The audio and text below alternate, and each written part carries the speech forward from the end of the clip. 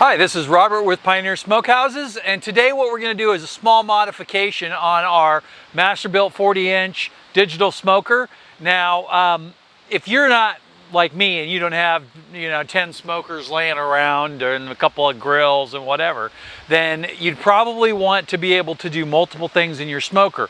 And while you can just throw in a tray and get it going, that might not be the best solution. And when I say a tray, I mean something like the Amazing Smoke tray. What I think you should probably do is you should probably do a small modification. Today, we're going to go ahead and take a look at that. Now, first thing I want to tell you is what we're going to do today is we're going to put a hole in the back of our smoker in a location that will be something that we can plug up later, so when we want to use it at the regular temperature, it won't affect our cooking with the regular process. We're going to use a piece of floor heating duct and then a register boot, I believe they call it. And I'm no expert at any of this stuff, so don't penalize me for that. But the thing about this register boot, and that's what determined the project, is that if you take a look at the tray fits inside the register boot. So once we get it positioned where we want it, we could actually make a little bit of a cut. So first thing I'm going to do is I'm going to run over some things here that I did to prepare this. So this one hasn't been modified at any point yet, but this one I added some flanges onto the piece here. So if you take a look in the picture right here, you're going to see that I used a pair of tin snips to cut slots all the way around to create these tabs. And then I used my largest pair of pliers and bent them out all evenly. Something that I noticed about the pliers is that the cutting tooth was able to give me the exact depth that I want. So I just rested it on the tab and then bent it up from there. So that way they're pretty much all uniform. Then I didn't take a picture of this, but I went ahead and pre-drilled a couple of holes. Even though in today's example we'll be using some self-tapping screws, I find that when you use self-tapping screws, that if you don't pre-drill the first part of the metal, that it pulls it out before it taps the second hole. And we don't want that, especially because this is really lightweight stuff. And I use this kind of stuff for projects all the time. And on my Masterbuilt, I'll show you this real quick. And you might have seen it in some of my other videos, but I call this the birdhouse, and my son built this for me. But really, it's just a box that I can slide that tray in that goes, it's custom made to go right in through there. Anything that will work as long as it's fire resistant or has like some bricks or something underneath it. Like you could literally make a birdhouse and cut a box hole in it and remove the bottom and then set your tray down on the ground. You do want to make sure that you're getting a lot of ventilation to those pellet trays or they will stop running. All right, so we've got our smoker here and we're just going to take a look inside. I went ahead and removed one of the shelves, and so that shelf is out of there. And what we want to, so we won't, when we do this, the bottom shelves will become pretty much useless because we're going to bring the smoke in pretty high. And what we don't want to do is we don't want to have the fire chamber compromised, so we don't really want to put a hole in there. We don't want any wind getting in there while it's operating. It'll change the cooking speed, and then the digital control won't be able to control it. So in today's example, we're only going to drill the one top hole in here, but you can come back along later and put more in there. So first thing I'm going to do, I'm going to take this drill right here, and it's got a step bit in it, and I'm just going to go ahead, let's get a little closer to the camera so you can see what a step bit is. And it's a round conical shaped bit with a couple of reliefs, and then each step is a larger hole, and as it goes through it'll just go a bigger hole. So I'm going to start by tapping just a little bit in here, and I'm not going to take a picture of this shot here, but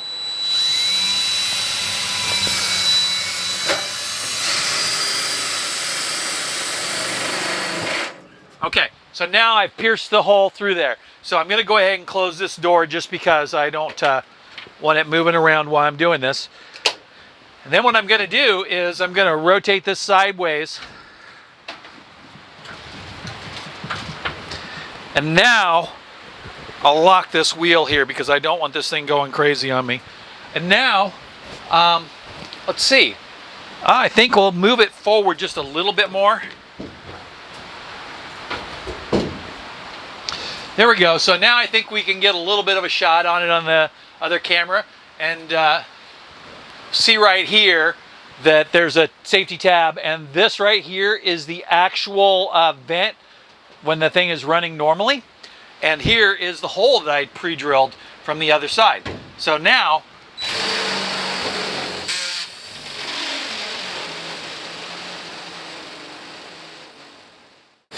so something I forgot is that I'm going to go ahead and open this back up, and I'm going to pull this shelf out just a little bit because I want to make sure that I don't hit that shelf when I'm drilling. So it just needs to be pulled out that far, and that's it. So we'll go back to the other camera here.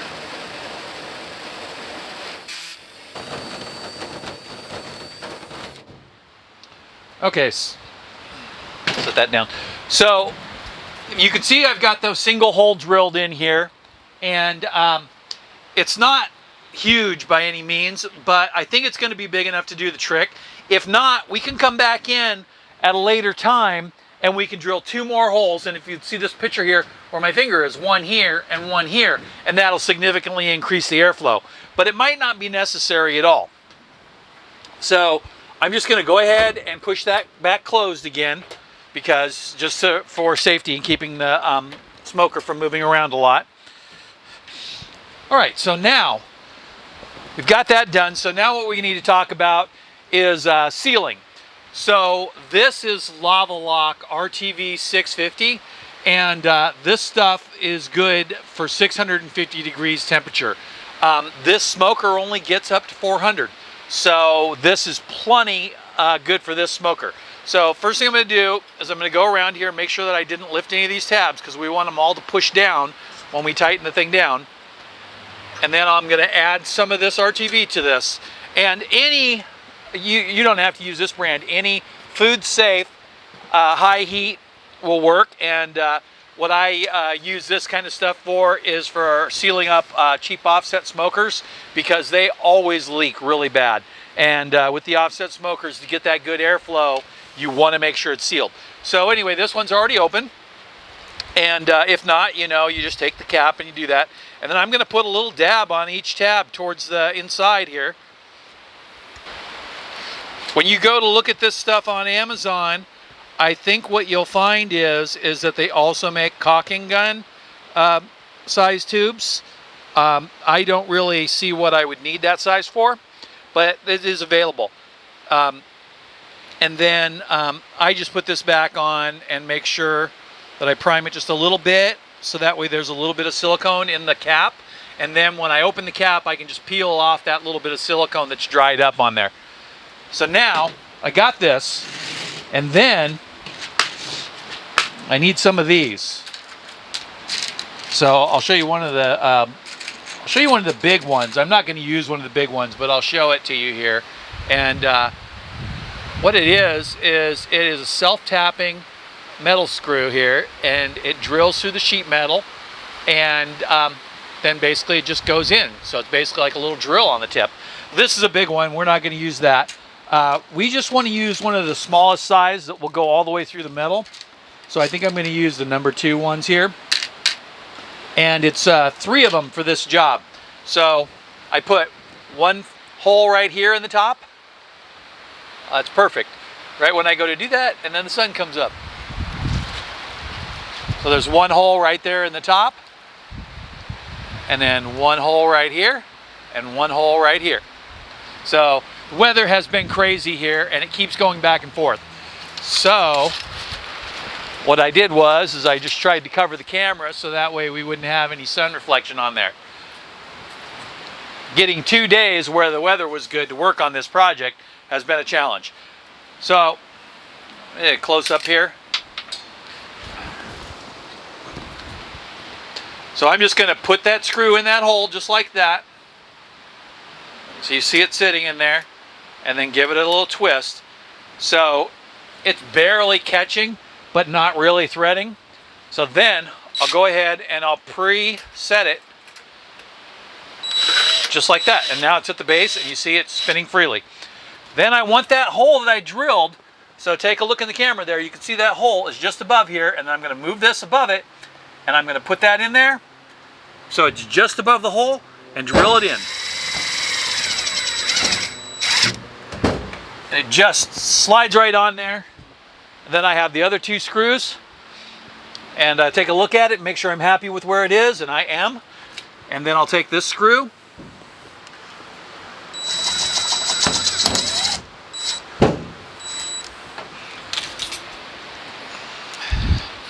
Put the other screw over here.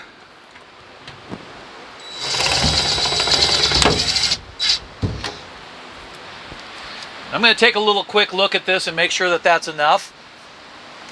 Bottom looks a little loose. So I would like to pre-drill it. So I didn't bring out a drill with me, a drill bit. I'd like to pre-drill it, but I'm not going to. These should be able to do the job. So I'm going to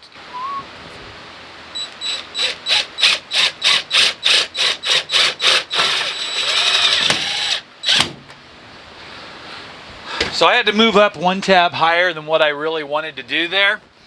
But I think it made a big difference, and it still accomplished the goal. And so I'm going to do the same thing on the other side.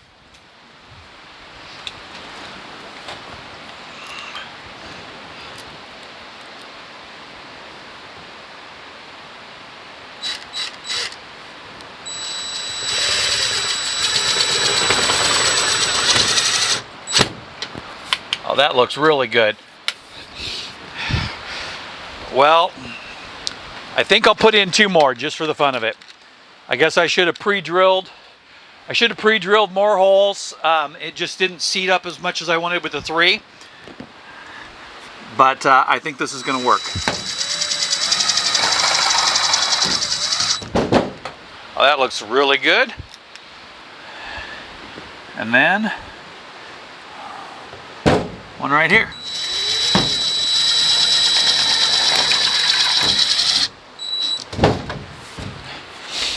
Okay, so now I'm not going to add any more silicone, but if I was, what I would do is I would just take a ring all the way around the outside, right up against the edges there where the slots are cut, right?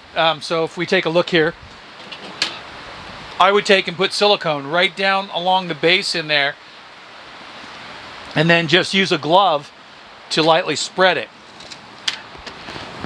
So that part of the project is done, and then we want to add this to it. So there is a seam on this, and I try to put the seam in the back because I won't be able to work with that much, so I don't want it in my way. And I'm just going to use, as just like the last one, as few screws as possible. If I have to take it off and put new RTV on it because it leaks too much, I'll do that, but we're going to assume that it will work out just the way it is. So first thing is I'm going to squeeze that on there nice and tight.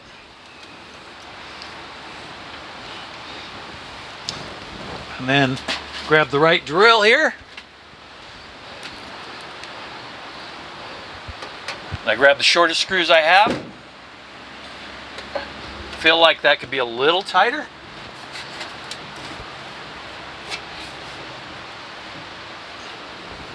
Okay, so I'm going to come from here first.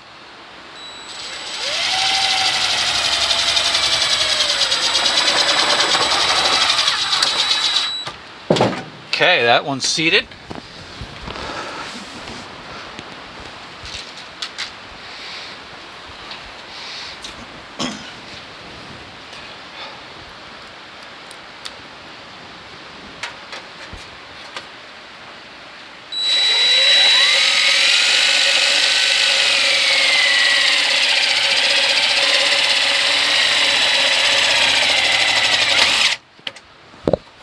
That one's in.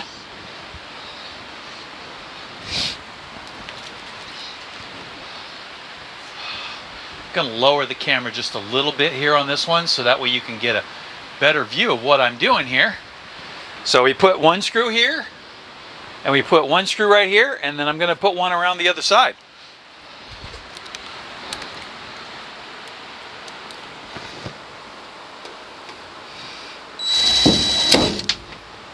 All right, so it's all set up now to use. So what we're going to do here is, I think I'm just going to set it up right where it is and go with it like that. You'll need some kind of a device to lift it, and then we'll talk about a couple of different ways to set up your thing. So today we're going to get it as close as we can, and we're not going to stress too much about it. But first thing what we're going to do is talk about this. So this is your pellet tray, and when I go to load it, the easiest way to do it is to put a piece of paper right here over the hole and then just pack it in as much as I want. And I like to, I did do a little bit of a burn to clear out the smoker from the last use, but I like to keep this as full as possible, and then I can shorten the time and make sure I got plenty of smoke coming out. So I just filled up both of my torches. So what I'm going to do is I'm going to set them right here, and I'm going to get this going. And the reason is it takes a few minutes for this thing to get smoking the way you want it to.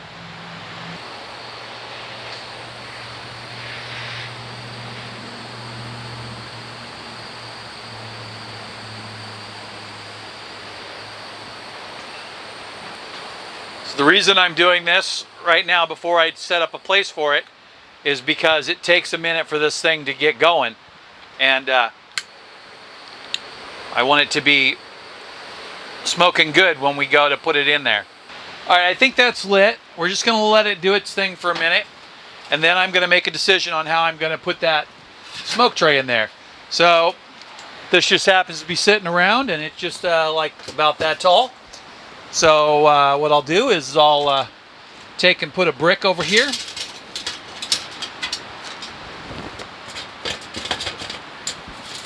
Put that kind of towards the middle. Now it might not be tall enough. It might be close, but just not there. So what we might have to do is we might have to add something else to it. I would say a piece of wood underneath this. But you can also use like a step stool or a milk crate. But remember, do not put your smoke tray directly on a milk crate. The nice thing about the chimney is that it's all metal. So you want to make sure you're using something completely metal in there to do this. Okay, so now we've got smoke coming out it real nice and consistently there.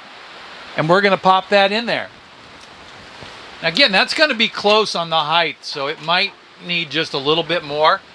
But anything that is fire safe will make a nice lift. And then we'll push that in there. And let me see if I can get a picture of it there for you. The nice thing about the way it is sitting now is that it's just going to come through there just a little bit. So I can see that a lot of smoke is not coming through. So what I'm going to do first is I'm going to take a picture for you, and you can see. So I'm going to just put this picture right above my head here, and you're going to see how low the tray is. So the solution is to put something else in there that's fire safe. And I just happen to have a chip tray right here. So what we'll do is I'll lift this up a little bit and get that completely in there.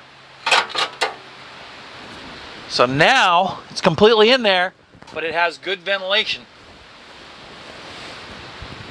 So I'm going to take another little picture here, and you'll see that I put that chip tray up now. Now, another solution is just to cut a little bit of part of this out and make it kind of a wing so it's not gone, and then it'll fold out. Now, here's another little problem, is that we're getting a little smoke here, and that has to do a little bit with the seal, but what it also has to do with only the single hole. Now, we have smoke coming out here, so that means it's actually working. Now, I'm going to go ahead and pop this open, and we're going to see how much smoke comes out, but I think you're going to be pretty impressed with this. Look at that go. If you didn't get a good one, I'm going to take a picture of this before it all disappears.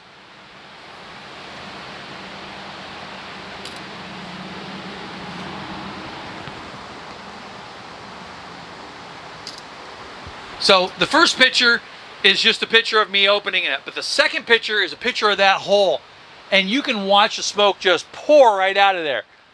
Now, we'll go ahead and close this back down and make sure it's clamped all the way, because before it was not. When we first light it, we want to leave that door cracked open just a little bit to get the smoke to flow.